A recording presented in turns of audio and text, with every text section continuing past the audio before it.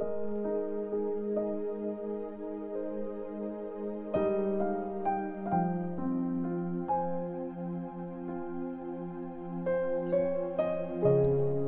chapter 1. Ang salita ng buhay. Sa simula, nandun na ang salita. Kasama ng Diyos ang salita, at ang salita ay Diyos. Sa simula pa lang, kasama na ng Diyos ang salita. Ginawa ng Diyos ang lahat ng bagay gamit ang salita. Kung wala siya, hindi magagawa ang kahit na ano.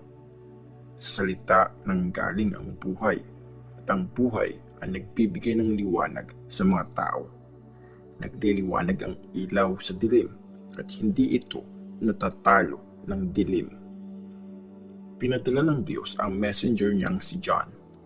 Dumating siya para ipahayag sa mga tao ang tungkol sa ilaw at para maniwala ang lahat dahil sa kanya.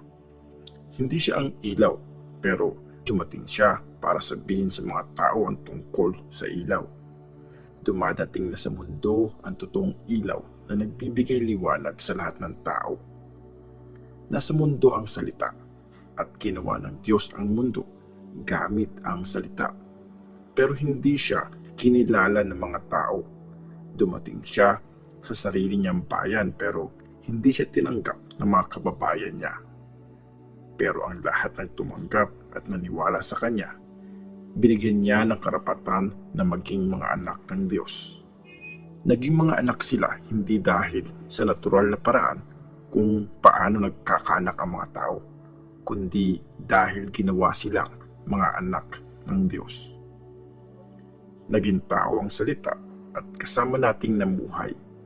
Talagang mabait siya at totoo ang lahat ng sinasabi niya. Nakita namin ang pagkadakila niya na tinanggap niya bilang nag-iisang anak ng Ama. In-announce ni John ang tungkol sa kanya. Sinigaw niya, siya ang sinasabi kong dadating na kasunod ko. Pero mas importante siya kesa sa akin kasi nandyan na siya bago pa ako pinanganak. Sa sobrang kabaitan niya, tumanggap tayong lahat ng sunod-sunod na blessing. Ginamit ng Diyos si Moses para ibigay sa atin ang mga utos sa law. Pero dinala sa atin ni Jesus Christ ang sobrang kabaitan at katotohanan. Wala pang nakakita sa Diyos, pero yung nag-iisang anak, Diyos siya at kasama ng Ama, pinakilala niya ang Diyos.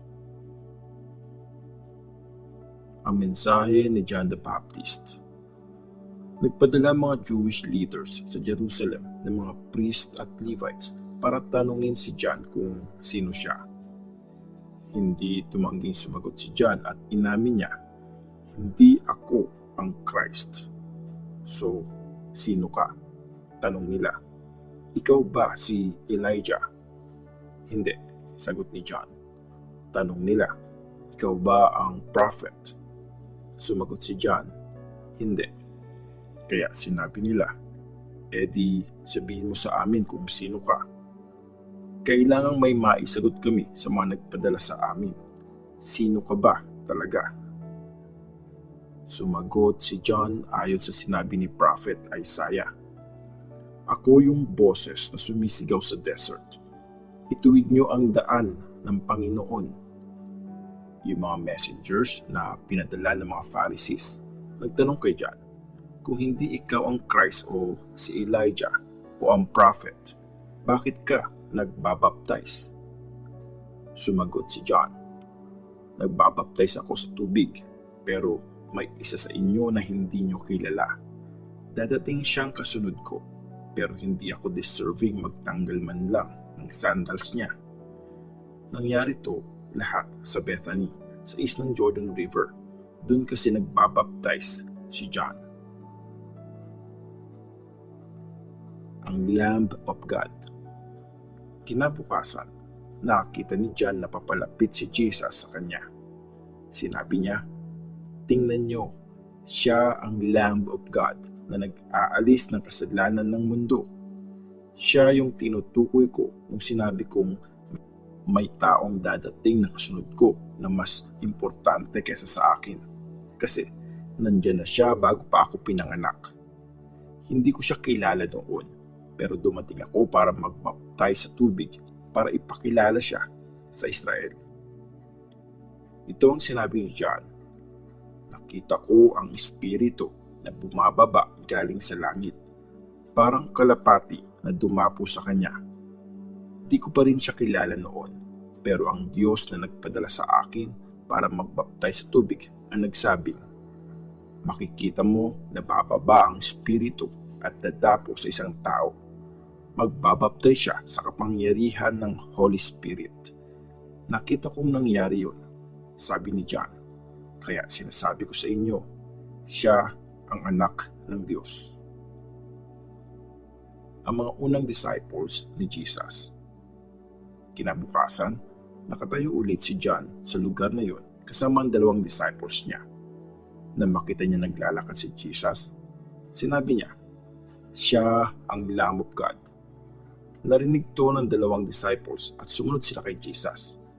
Lumingon si Jesus sa kanila at nakita niyang sumusunod sila. Anong kailangan niyo? Tanong niya. Sumagot sila, saan po kayo nakatira, Rabbi? Ibig sabihin nito, teacher. Tara, tingnan niyo, sagot ni Jesus sa kanila. Mga 4 p.m. na noon. So, sumama nga sila at nakita nila kung saan siya nakatira. Doon sila nagstay kasama niya nung araw na yon. Isa sa kanila, si Andrew, na kapatid ni Simon Peter. Hinanap niya agad ang kapatid niyang si Simon. Sinabi niyang nakita na nila ang Messiah, ibig sabihin, Christ. Dinala niya si Simon kay Jesus. Nang makita ni Jesus si Peter, sinabi niya, ikaw si Simon na anak ni John. Ngayon, tatawagin ka ng Cephas. Ibig sabihin nito, Peter.